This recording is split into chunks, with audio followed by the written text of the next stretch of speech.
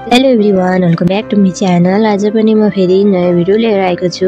Thumbnail हेरेर थाहा पाइसक्नुभयो, आज चाहिँ म भाइरल मिकासा स्कार्फ बनाउन लगाइरहेको छु। यदि हजुर मेरो च्यानलमा नयाँ हुनुहुन्छ भने प्लिज च्यानललाई सब्स्क्राइब गर्न नभुल्नु होला भन्दै भिडियोलाई स्टार्ट गर्दैछु। यसको लागि म लिँदैछु यो कलरको धागो र यहाँ अनि सिजर र यो सुई। यसको मद्दतले हामी बनाउनेछौँ।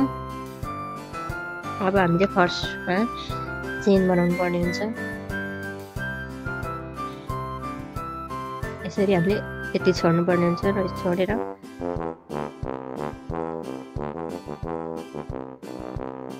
यसरी अब हामीले 25 मा चाहिँ 250 वटा चेन बनाउँछु। हजुरहरूले लामो छोटो कतिको बनाउन सक्नुहुन्छ त्यही अनुसारले बनाउनु होला।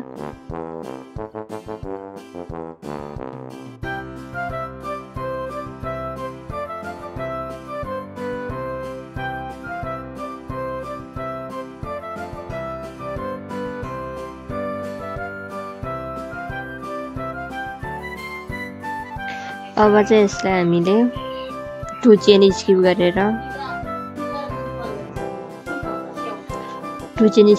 हामीले हाफ डबल क्रोशे बनाउँदै जानुपर्ने हुन्छ।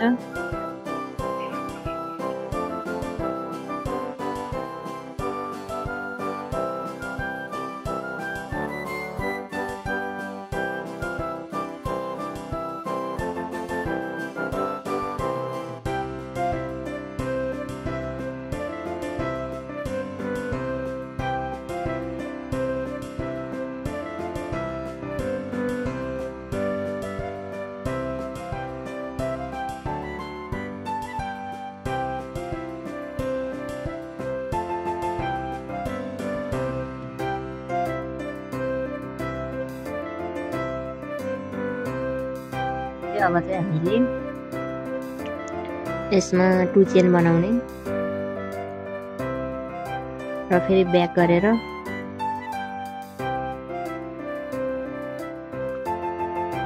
यसरी फेरि हाफ डबल क्रोशे गर्दै जाने।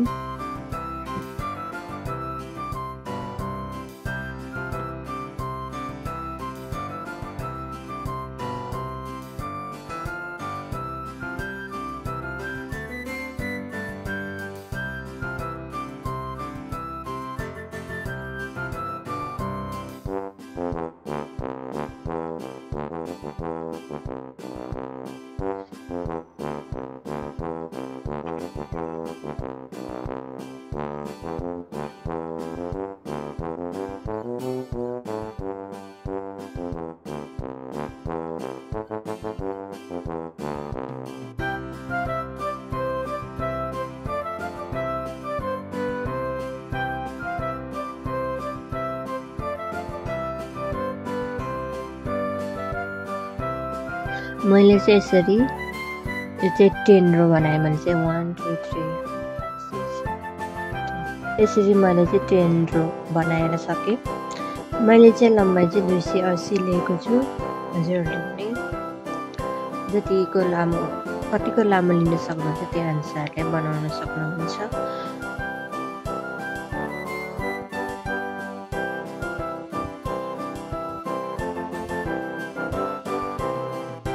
अब चाहिँ यसमा हामी डोरी हाल्नेछौँ।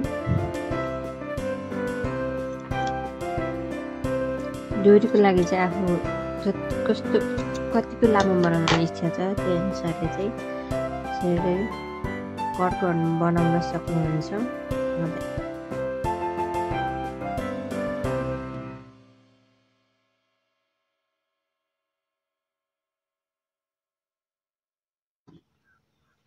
म चाहिँ एउटा डोरी राख्न चाहिँ सिकाउने छु। यसरी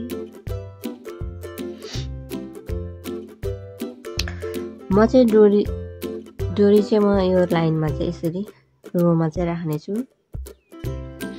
त्यसको लागि चाहिँ हामीले यसरी बराबर धागो लिने।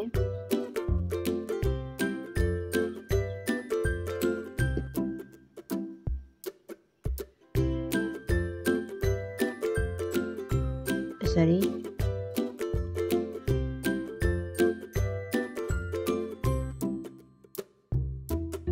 यसरी नै हजुरहरूले पनि धागो यसरी भनेर राख्नु होला। मैले चाहिँ यहाँ 3वटा लाइन चाहिँ धागो चाहिँ लिएको छु।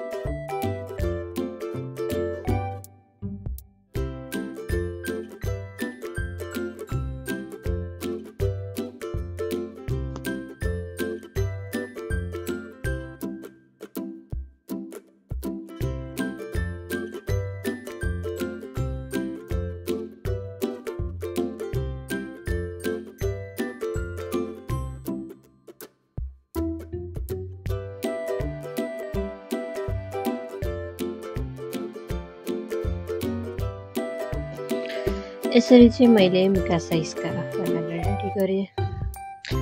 हजुरहरूले पनि यसरी नै सजिलो तरिकाले मिकासा स्कार्फ बनाउन सक्नुहुन्छ।